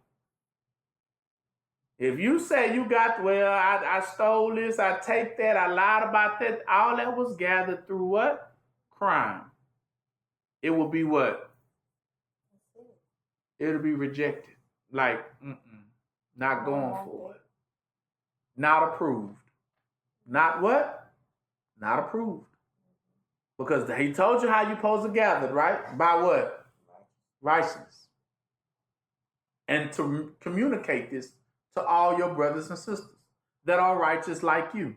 Communicate this to them. They gather by righteousness, brother, sister. This is how you better get it. If you want to make it out of here, you best to gather like this and sell all that other stuff you got. Get rid of it. Because if y'all going to question you about it and you don't want that stuff in your what? Vicinity. I'm telling you what I know. If you got it through crime, you're going to be questioned on how you get it. Same way P. Diddy, right? He's being questioned on everything he what? Has gathered in life. I told you it's going, but that's not going to be just for him. It's going to be a trickle-down effect. Everyone that participated in crime it doesn't what? Pay. It doesn't pay you, it's going to put you in debt. That's what's going to happen. Bankruptcy. Go to jail. Do not pass go. Do not collect 200. Go to jail. Jail is hell. You will be questioned. Only way you're going to be approved if you gather through what? Righteousness. Meaning the inwardly gather. Not outwardly what? All right. Because he's telling you there are people around you keeping tab. Listen. There's people around you what? Don't get it twisted. Everything you get is being watched and monitored. So woe unto you, 6. Woe unto you sinners, who in the midst of the sea and on dry land are those against whom an evil record exists. See, that's the record keepers. They what? Keeping what? Right. Of everything you gather. And how did you what? Gather it. People, who's keeping record? The angels. The watchers. You ain't getting away with nothing. And the righteous ones are keeping record too, might I add. So woe to you who squandered silver and gold, not obtained in what? You see, silver and gold that was not obtained by what? Righteousness. You're going to be in trouble. And say, we are rich, possess wealth, and have acquired everything which we can desire. 7. Now, then will we do whatsoever we are disposed to do. Because that's what the rich person think, right? We can do whatever we want to do. For we have amassed, see, silver, and our barns are what? Full. You know, our storehouses, we got so much abundance. Our bunkers are full. And the husbandmen of our families are like overflowing waters, meaning the ones that's out here teaching what we have communicated to them, out here teaching other people too, right? Man, you better get it, get it, get it. 8. Husbandmen mean, talking about, and their preachers. You see that? And our preachers of our families are like overflowing what? Water. See, that's what they out there preaching it. And they flooding them people what? Out with that conversation, right? So everybody out here trying to what? Get what they can. It's going to become a madhouse, ain't it? That's what the overflowing water means. 8. Overflowing means to gluttony. It's an overflow. Conversation of overflow. Get rich. Get wealthy. Take everything you can. Gather, gather, gather. 8. But like water shall your what? Like that same flood shall your falsehood what? Pass away. For your wealth will not be permanent, but shall suddenly what? ascend from you. Meaning your riches gonna what? Fly away from you. They're gonna say, get away from me. I'm getting away from you. Because you have obtained it all, what? Through iniquity. Iniquitously. To extreme malediction shall you be what? Delivered up. Malediction means through extreme indignation and hate. See, righteous gonna hate that. Watch, you're gonna see that. It's gonna be people who hate people who gather like that. And it says, so through extreme hatred of seeing you steal, rob people, shall you be what? Delivered up. See, all the people you have done wrong to get it going to turn back and what? Come against you. And through that extreme hatred, saying they stole from me, they robbed me, they took this from me, they took that from me, all that is going to deliver you up what? To Yah. For judgment. Too many accusations. And now, number 9, and now I swear to you, you crafty. Crafty means you figured out a way around righteousness. So you thought you was slick, crafty, or you figured out a way that you ain't had to participate in righteousness. As well as calls you simple one. That you, simple mean you dummy, you a fool. That you often contemplating the earth, you who are men, see, you clothe yourself. He said, this is another thing you do. You clothe yourself more elegantly than most people, right? Than everyone else. Meaning you love to play what? Dress up. That married women who married to Yah. Talking about those who are dedicated to Yah. And both together more so than unmarried ones. Everywhere arraying yourself in majesty. See, you always love to dress yourself up in positions of what? Authority. You wants to be the judge. You wants to be the lawyer. You wants to be the police officer. You wants to play, see, they amass all this wealth so then they can play what? Dress up and call themselves officials now. Right? Most criminals, most mayors, most congressmen, most political figures came, I'm going to be honest, most of them and most businessmen and women came from a life of what? Crime. Before they became businessmen and women. Right? Before there was a Vegas law strip, they was called mobsters. And then they took over and became Vegas. Right? So a lot of these stores and businesses are created, mayors and judges, they have a background of murderers, thieves, stealers. But they just changed their outfit, right? See, they burn a cross in your yard with the Ku Klux Klan, right? And then in the daytime, they be your banker. In the daytime, they be your judge. See, they didn't change their outfits to appear to be not an official or a referee over what's good and what is bad now, right? But before then, 10 years ago, you was a hoodlum. You was out here stealing, robbing. Now you the mayor, right? We know them Wild Wild West. That's how they did it, right? The one that could sling the gun the fastest became the sheriff, wasn't it? We seen Rango. Right? Yeah, the ones who did the most killing became the only reason why we chose you because we were scared of you. And we seen that you could kill quicker than the rest, so we put you as the sheriff. Or we put you as the deputy. But really, we know you for what? Life of what? Crime. Just because you put on a shade of glasses and a suit and tie don't change all that blood that's on your hands. Does it? How do you know? Even a Kim Kardashian, she come from a whole lifestyle and now she trying to go to school and be a what? A lawyer. You see that? But what is her background? That's what I mean. It's telling you if you come from a life of crime, but all of a sudden now you these political figures out here. Now, you know, but you came from a life of what? Crime. That's what he's talking about, right? Let's get back to it. So they array themselves in verse 9 in majesty, in magnificent, and now what? Even told you, in what? Authority.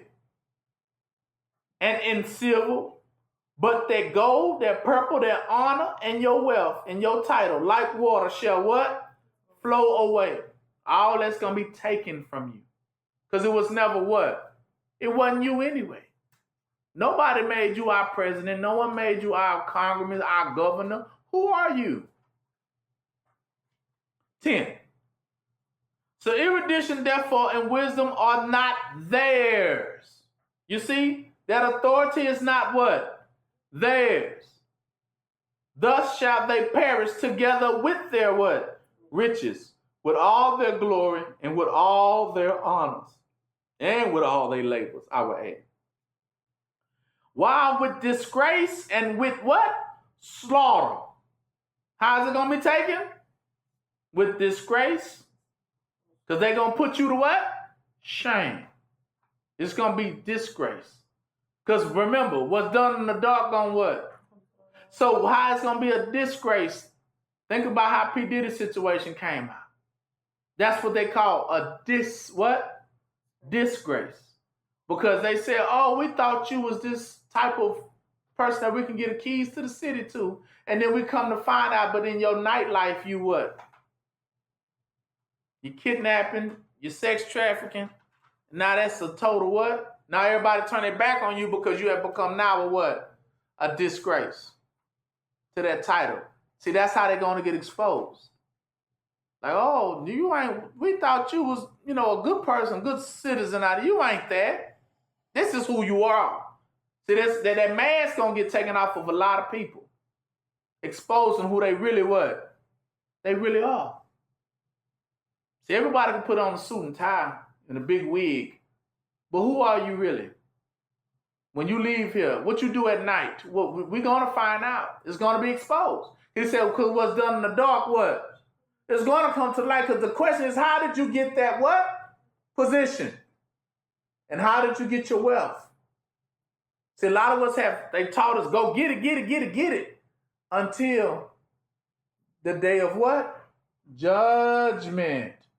Because in the day of judgment, they're not asking you no more. The day of getting is over. Now we need to see, okay, how did you get it now? All we knew was that we said, mark, set, ready, what? Go. Pow. Pop the gun, everybody took off. And they didn't tell you, though, that after you get everything you're going to get, they're going to come back around and say, okay, now, sit. Tell us how you got it. And now, you don't want to answer those questions. Disgrace. You see me? An extreme penury shall their spirits be thrust into a furnace of fire. I have sworn to you, you sinners. See, this is Enoch talking. I promise you that neither mountain nor hill has been or shall be subservient to woman, meaning ready to please. Neither in this way has crime ever been sent down to us upon earth from above. Meaning crime was never sent from what? Above. There was not a teaching that came from where? Above. For anybody to say who did crime, you blessed. Did crime come from above? No. Y'all did not give you that as a teaching. You hear me? Y'all said, I did not give that to you as a what? As a teaching. Get some understanding. That was not a teaching from above. That's what he said, I swear, I promise you, you were going to come to find this out. I know y'all look at y'all celebrities, look at people who didn't gather, and y'all kind of like, man, they got it. They did that.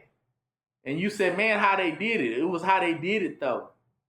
Yeah, they was real slick in how they did it, huh?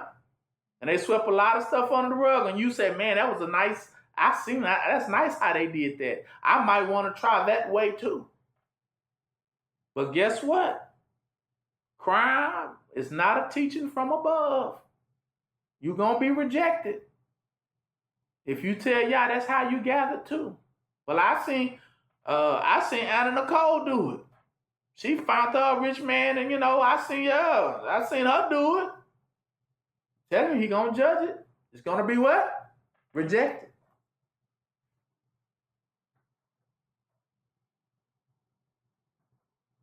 So this, neither has crime ever been sent down to us from above upon earth, but men of their own heads have what? Invented it. So who invented it? People from beneath. That didn't come from Yah, was it? Man invented what? Evil to come up, didn't it? And greatly shall those who give it efficiency or give it practice will be execrated. See, if you practice it, you gonna get got. See, once you learn of a teaching, that's why I tell y'all be careful what y'all be watching on TV, what y'all be learning, because if you start trying to practice that stuff out here, you're gonna get in trouble. You're gonna be rejected. Right? Only teachings you need to learn is what? Teachings of what? Yeah, which are righteous teachings.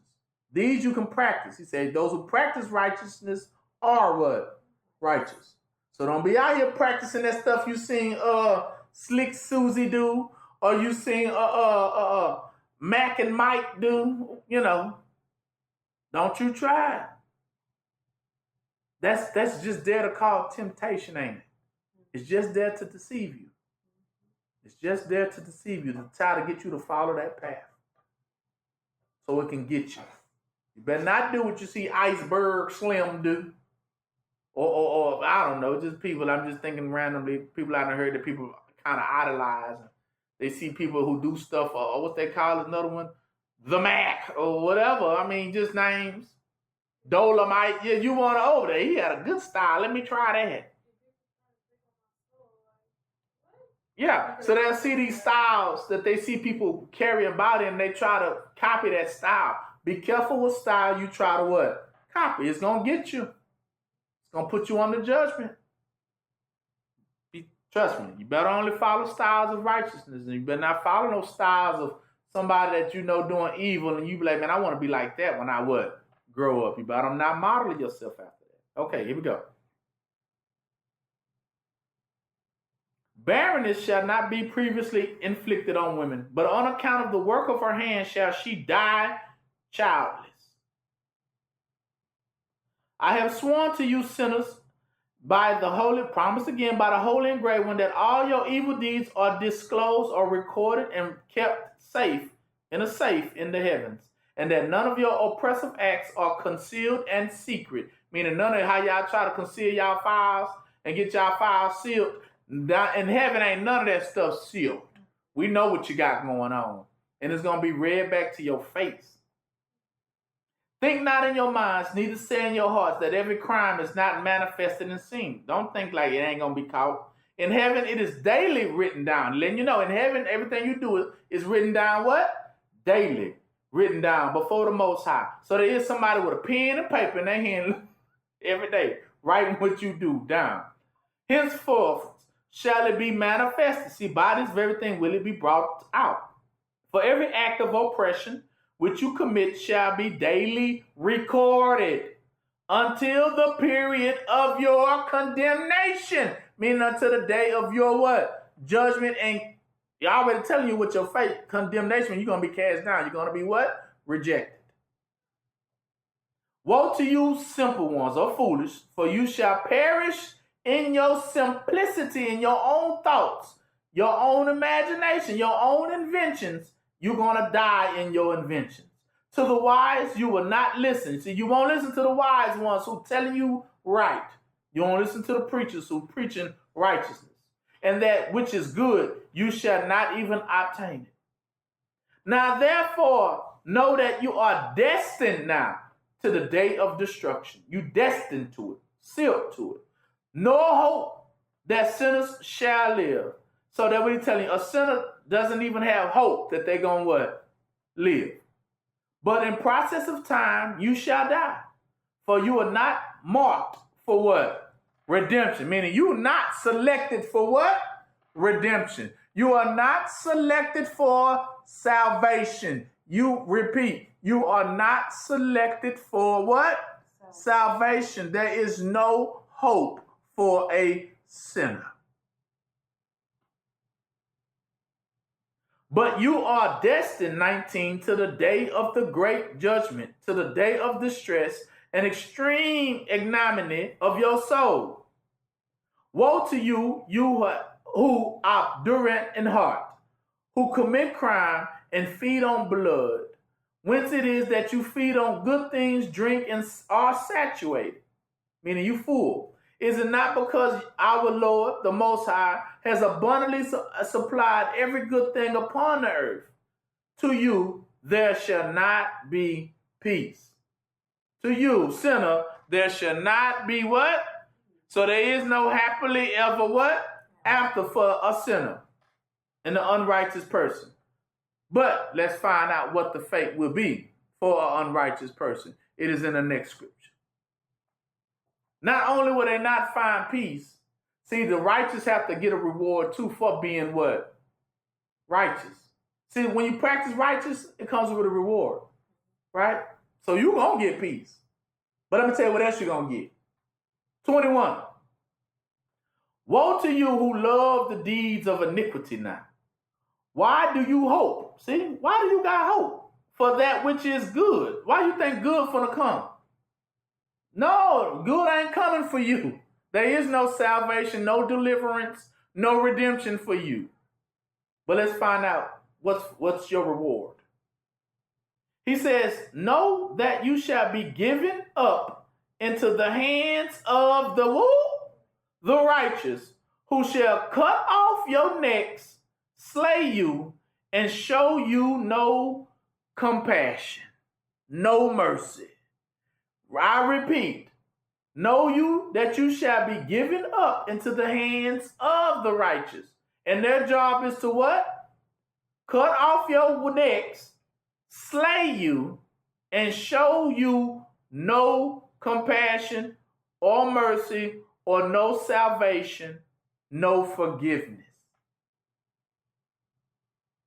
So woe to you who rejoice in the trouble of the righteous. Because the righteous have already been given the command. That's what he's telling you. They kept the what? They kept Yah's word. And for that, they will be rewarded. They will be rewarded.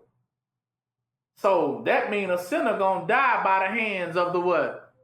The righteous. And don't even know it. You're gonna die by the hands of a righteous man. And that's why the righteous been preaching. Hey, listen. Listen. Because a sinner will die by the hands of a what? Right. It's already written. And they don't even, and that is their judgment. That's what he said, when the Spirit comes, it's going to teach you judgment. See, these things are within. See, these are the things that's in the treasure box.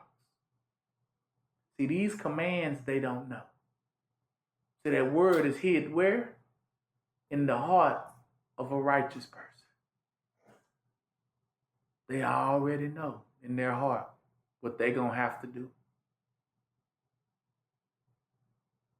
And all they waiting on is the word. Because they live by the word and they're going to flourish by the word. See, the word have they hid where? So they already know this word. But guess what? Didn't he say that? But sinners don't know it, do they? So that's why he says, what happens when you begin to knock at the door? I close the door, and then you begin to knock at the door saying, Lord, Lord, please let me in. And then I'm going to say, I never would. But where are they going to be in that time? Why do you think they was beating at the door? Because they was left with the who? The righteous. They left to the hands of the what?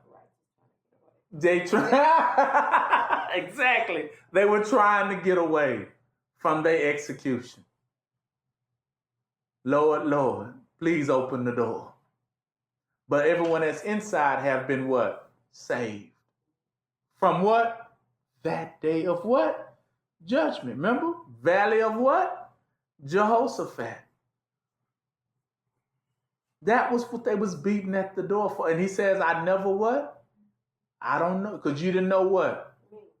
And I taught you what? Righteousness. You didn't get it. You didn't understand it. You let it go on one ear. What? Now you left to your fate. And he says, I would not. He didn't say that. You turn your face from my people, then I'm a what? So when they get to crying for Lord save me, y'all gonna what? Turn his head. Last but not least, I gotta go to this one. Go to Psalms 18, and this gonna be it. That's how I know that was what he was talking about. Psalms 18. We're gonna go all the way down, and we're gonna go.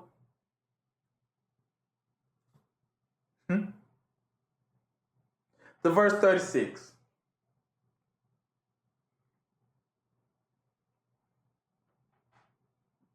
No. 32. Let's start. This is the last verse. Let's see. He says, and Psalms 18 starting at 32. It is Yah that girdeth me with strength. This is a righteous man. This is David speaking. He said, it is Yah that girdeth me with what? Strength. This is the words of a righteous man. Listen to a righteous person. And maketh my way what? Perfect. He maketh my feet like what? Hinds feet, like deer feet. You know, deer are able to skip mountains, everything, right? Like goats. And setteth me upon my what? High place. What is this high place? Is the teaching of what? Righteousness. He teacheth my hands to what? To war. So that a bow of steel is broken by my arms. So he taught the righteousness what? The righteous people how to what? War. So they learned how to fight. They was able to survive, and they knew who the enemy was. They was taught by the word. 35. Thou hast given me the shield of thy what? Salvation. So he had the badge to say, he already know I'm saved. And thy right hand, righteous hand, have what? Holding me up. And thy gentleness, meaning your forgiveness, hath made me what? Great. See, I've been forgiven. I was given mercy. Uh-oh. Thou hast enlarged my steps under me, that my feet did not what? Slip. Why? Because it was time for hot pursuit. So he was given feet that he would not what? Slip. Because he was going to be what? Chasing somebody what? Down. He listened. 37 tells you, see, I have what? Pursued my enemies now and overtaken them. Neither did I turn again till they were what? Consumed. Because they see he been already know it's time. I have wounded them that were not able to rise. They are fallen under my feet. Listen, for thou hast girded me with strength unto the battle. Thou hast subdued under me those that have rose up what? Against me. Those that tell my righteousness ain't the way to go. Well, you foolish. You crazy. See now, but look. Thou hast given me the necks of my enemies. Where you just heard that from? Enoch just said that, didn't he? He said, you have given me now the necks of my enemies that I might destroy them that what? Hate me. They cried. Remember? Lord, let me in. Remember? Knocking at the door. But there was none to what? To save them. Even unto Yah. See, they even went to you. So remember, he said, Lord, let me in. He said, for I never what? And he turned his what? Turned his head. But he would not what? Answer them not. 42. Then did I what? When I realized that y'all wasn't going to save them, I beat them small as the dust before the wind. I did cast them as the dirt in the street. And then through this, you have delivered me from that striving of the people and has made me the head over the heathens. A people whom I have not known, they shall what? Serve me. And as soon as they hear of me, they shall obey me. And strangers shall submit themselves unto me. The strangers shall fade away and be afraid now out of their secret and closed places. The Lord liveth, and blessed be my rock, and let the Yah of my salvation be what? Exalted. It is Yah that has now avenged me, and avenged the righteous, and subdued the people under me. He has delivered me from my enemies, yeah. Thou lifted me up above those that rise up against me. Thou hast delivered me from the what? The violent man, because they got it through murder, didn't they?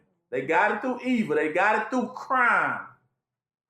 Therefore will I give thanks unto Yah, O Lord, amongst the heathen, and sing praises unto thy name. Teach everybody what?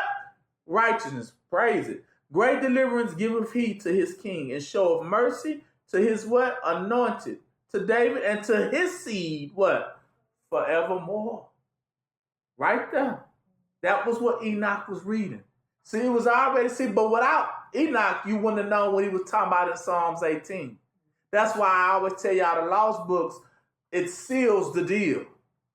Now we know when he said the hands on the neck, what that was referring to. Righteous people being set against the sinners. So he's telling you, when he said the meek shall inhabit the earth, you're going to find out that it was going to come from what? Within. So with that, as you can see, that's going to end our family day because I know we have a lot going on. But I just wanted y'all to see that. That definitely the righteous going to have their day. And there's going to be some. So be team righteous and practice righteousness. Fulfill all righteousness out here. If you see it's good to do, you see that it is beneficial, it communicates, it helps, it builds up character, it teaches people the right thing, those things you can participate in. And you must. But if you know that it is evil, it's a crime, it's bad, it's darkness, it's not light, don't what? Don't participate in it. I don't want nothing to do with it. Because if you're trying to steal from somebody, don't tell me, well, I give you half if you help me. We told you don't be a partaker of no one's what? Sins. Don't help them. Even if they try to offer you half of everything, you know, be a partner with me. We can get this. No.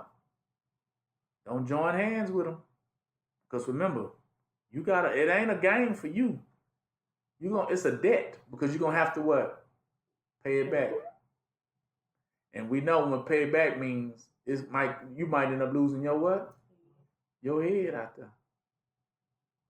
Or life. Because y'all gonna sick his righteous people on you. How do you know? Because some of them are already here. Keeping tab. Didn't he say that? Already here keeping tab. And all they waiting on is the word. And they already know what they have to do, right? Because the word is in their what? In their heart. They already know how it's all going to go down. So that's why they never worried. I used to wonder a lot of times about who the big bad wolf was. I used to be scared. I used to have, when I was young, I used to have dreams, nightmares even. Used to call them when I used to see nightmares and say, man, one day I see that some big black creature was gonna break in my house and tie me down and take all my kids and my family and everything. And I used to be so scared, like every day, like wondering, woo. Until one day, somebody cut the light on. And then I looked at the face of the big bad wolf. And I seen myself. Then I wasn't scared no more. Because then I said, I see. I see now. The righteous are the big bad wolf. The righteous are the boogeyman. That's who they are. That's why people be so nervous around them. So right there, when I understood, when y'all showed me that, Revere said, you don't have nothing to worry about, because the only person you was worried about was yourself. You are who you have to fear.